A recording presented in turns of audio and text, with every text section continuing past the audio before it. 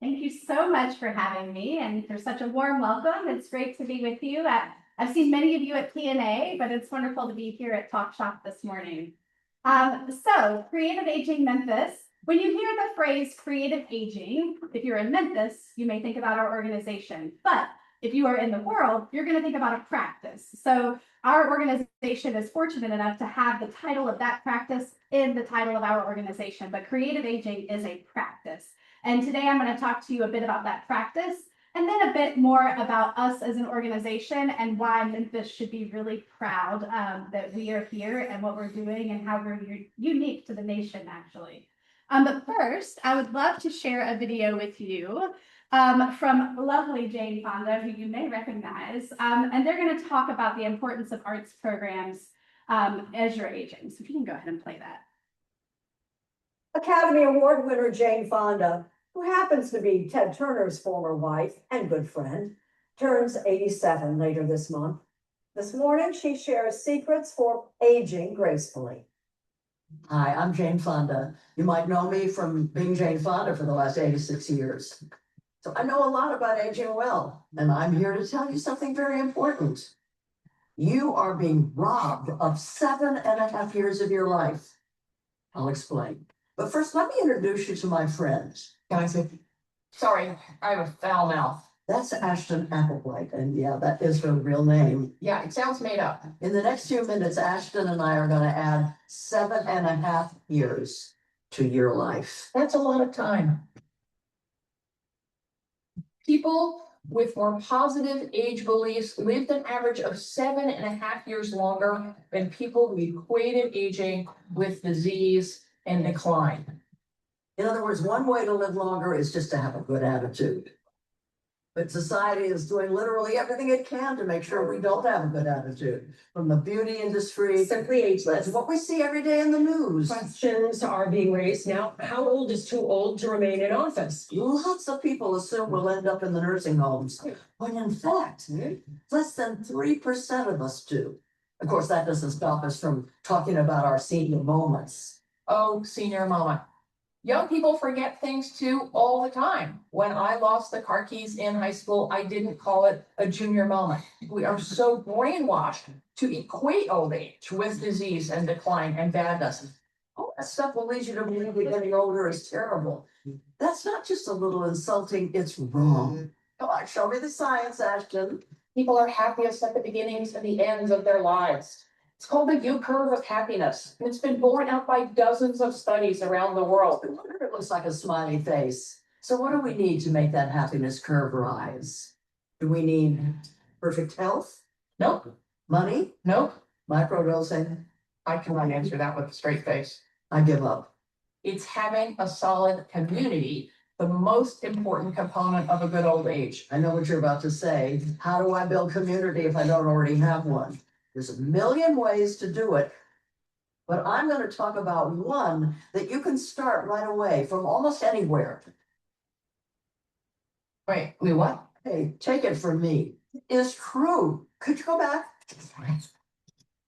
Art classes are a great way to build community. We know that being in community is good for us. We know that having purpose is good for us. But the health benefits of being in art class in specific, it turns out, are fascinating. A National Endowment for the Arts study found art classes for older adults increased mental engagement, increased physical activity. They found new or stronger relationships. They visit the doctor less often. They are less likely to fall. All this art behind me was made by older people in art classes, and I define art broadly. Singing, theater, dance, Flower arranging, graffiti. Maybe I take a DJ class in. I can feel the 7.5 years coming back. You should reframe having a senior moment. A woman named Barbara Hillary was the first Black woman to reach the North Pole, and she was 75 years old. Senior moment. So much of your life gets better as you age. We get less stressed, we become kinder to ourselves and braver, we're less judgmental, and best of all, we stop caring so much about what other people think of us, which, believe me, saves a lot of time. Aging is the one universal human experience. It is a process of growth and self-knowledge that is a joy. Who knows what my next 7.5 years will bring? I'm ready for my senior moment. So hopefully that resonated with a lot of you in the work that you're already doing, but specifically how art classes can build that community. As we age, we stop, and I know you know this, but we stop challenging ourselves. Actually, when we stop going to school, when someone tells us to go to school and we have to show up to a class and learn something new, we truly do stop challenging ourselves. Our job challenges us, of course. Our family challenges us, all of those things. But taking ourselves outside of our comfort zone gets smaller and smaller and smaller with each year of our life. And a lot of times, there's a huge part of the population that doesn't identify with art in general. They're not exposed to it at an early age. It's just not a part of their life. So the combination of your comfort zone becoming smaller and smaller and smaller and not having these creative outlets can really begin to shut your mental capacity. It can narrow it down even more. And then when you retire, you lose a lot of that oomph that you were getting. You lose that assurance that you were getting in your job, that you were doing the right thing. And so when you go to an art class, one, you're out of your comfort zone. I can guarantee you that anyone in this room who went to an art class might feel out of their comfort zone, myself included. And that is healthy. That is healthy, healthy, healthy to walk into that door out of your comfort zone, be nervous about something, sit down. That is a healthy experience to go through. And then to experience the entire class, you'll see shoulders relax. You'll see that necks will become longer. Smiles happen naturally, and people are more excited to go and face their day. So I do want to share with you a little bit about a national organization called Lifetime Arts. And they have best practices for creative aging. And that is actually, in terms of our classes that Creative Aging Memphis offers, this is the organization that we've modeled our best practices off of. This QR code will take you to Lifetime Arts Creative Aging Resource Guide that will give you a lot of research around the benefits behind arts and aging. But I just want to share, creative aging is the practice of using artistic and creative engagement to enhance well-being, boost physical and cognitive abilities, and enrich our overall quality of life as we age. And then creative aging is a proven way to shatter chronic loneliness, which affects 25% of older adults and is often deadlier than smoking, which is actually a shocking statistic. But what I say that we do with creative aging is we actually are combating isolation. We're not trying to create artists, which is a wonderful byproduct, but we are trying to combat isolation. Get people out of their rooms. They hear music in the hallway, they come out of their room. Get people out of their house. They're an independent living senior and they don't have a lot of reason to get out of their house. So they come join 400 other seniors and listen to some music for a great time. And then they leave more refreshed. And I can show you the next slide. This is too much for me to read to you and you don't want me to read it to you, but this is a bunch of research and I'll just give you the highlights. So researchers looked at data from 9,000 US adults over the age of 50, and creative activities helped more consistently than social or brain games. Though exercise, of course, is still showing the biggest health boost, but exercise and arts together, us and Sharon, let's all work. And I haven't met you before, but our other health friend here, let's all get together and save everybody. Participatory and receptive arts engagement in older adults. They found that doing or experiencing arts for just 1 to 3 hours a week was linked to stronger memory. Again, you're creating new pathways when you're trying something new. I'm not a scientist, I'm not a doctor, but I'm just saying new pathways are happening when you are trying new activities. Engagement in leisure activities and depression in older adults. So regular participation mattered. Monthly programs helped to reduce depression in older adults. And again, it's getting out and meeting people. Social, cultural, community engagement, same thing. So if you use that QR code from the other slide, we'll get to really dive into all of that research. Now I want to tell you about Creative Aging Memphis. We are actually in our 23rd year, which you may not realize that. We were founded by Meryl Klein, and our roots are in live music. So you may know us as a place that offers arts classes, but really our roots are in live music. So our founder had just moved her mother into a facility, and it was just right in her face 23 years ago, just how lacking some of the residential locations were. And she walked down Hill Street, walked into clubs and bars, introduced herself to musicians, and said, "Can I pay you out of my own pocket to come and play at my mom's living facility?" And that was Joyce Cobb, and that is literally how Creative Aging was born. And for about 7 years, there were just 40 musicians and maybe about 40 or 50 locations that were paying into Creative Aging to bring those musicians to perform for them. So it was a little bit like a booking agency, but still an arts nonprofit. And since then, we realized that we were not hitting the independent living senior. So let me, I'm getting a little ahead of myself, but this just tells you, we do this to bring the arts to diverse groups of older adults, building community, enhancing participants' cognitive vitality, reducing seniors' sense of isolation, and improving physical and emotional well-being. So, of course, we reach a bunch of different people. We have our participants that come in. Those are independent seniors. Those are also seniors who are already living somewhere, coming out of their rooms to music, or we provide programs at the Y or senior centers where other people gather. So we're in 116 locations. We have teaching artists and musicians that are contractors who are hired with us, arts and cultural institutions, skilled nursing and adult daycare centers, senior living communities, and then we are a nonprofit. So our donors and sponsors are a huge part of how we can function. And then this, so our former executive director, Mia Henley, who most of you might be familiar with, I would like for you to see this quick video that will sum up our 3 programs very concisely, and she is in this one. Today's class is about surprise. Let's talk about some surprising poems. All people have the need to grow. It doesn't matter what age you are. Who's making some great progress here? It's like a new season. Coming here is an outlet for a lot of people, a chance to make a friendship. Creative Aging's goal is to keep seniors connected to one another, help people live more vibrant lives, to create forums where seniors can be creative, whether it's watching a show or actually creating themselves.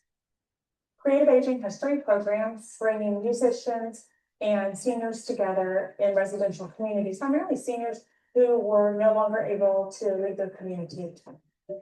It's great just watching them. They dance, they clap, and we have some residents who never say a word, but they'll sit there, nod their head, or pat their feet. It's Sometimes when they play music that I haven't heard in a long time, it takes me down memory lane. Music soothes the soul. When you come out and the music touches you and you go to dance to you, it's one of the best feelings you'll ever get. They give us something to do besides just living in an apartment, to move to a place where they have music every day. It was blessing. Our second program is called Concert Series, offering daytime music and theater events, and pretty much all of our shows sell out. If you could see the joy in people's faces, it lifts people, it gives people a new energy. Studio courses are lifelong learning classes for free, and they're offered all over town. People come back week after week to paint, to draw, to learn how to tap dance or do ballet. That is also about teaching a poetry workshop. We have a themed class every week, and so we read some poems that address that. If you enjoy us calming down. Having been a former English teacher for 25 years, this gave me an opportunity to return to my roots, to the place where I really found myself. And last week, we went over about our childhood, and that was really good, just kind of think back, so we definitely built a friendship from it. Our classes are amazing because they build confidence, and they always leave saying the same thing, which is, I can. In our 20th year as an organization, Creative Aging is just getting started. Older adults are also just getting started with their lives, with new chapters of creativity, curiosity, learning, growth. You may stop working, but you haven't stopped living. Like just the beginning. This is the second phase of your life. We're just here to explore. And that's what I think that this part of my life is. It's a whole new adventure.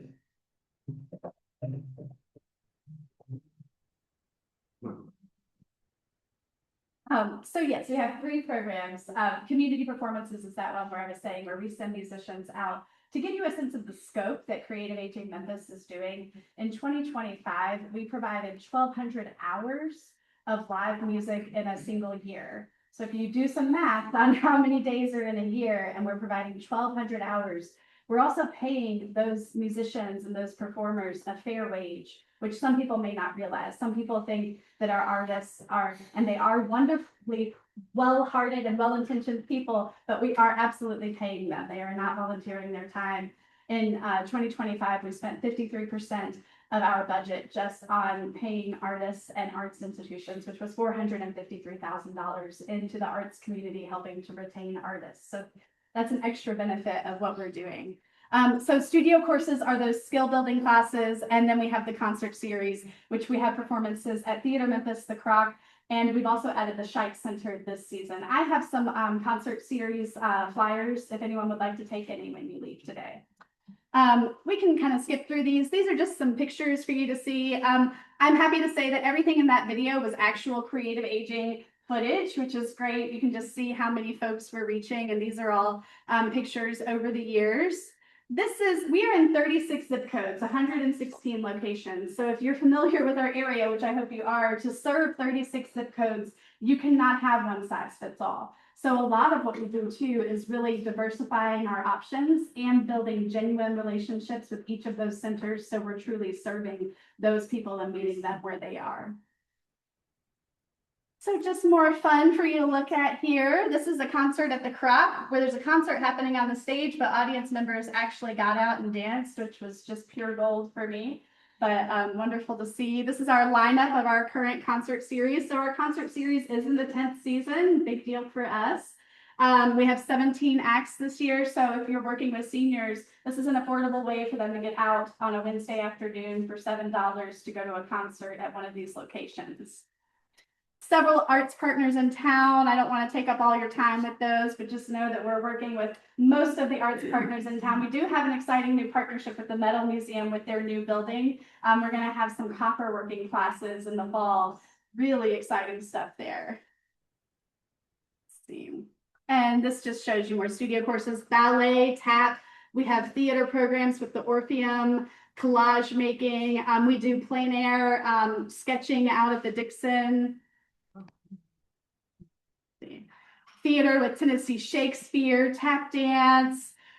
This is a wellness movement class, dulcimer, all kinds of stuff for you.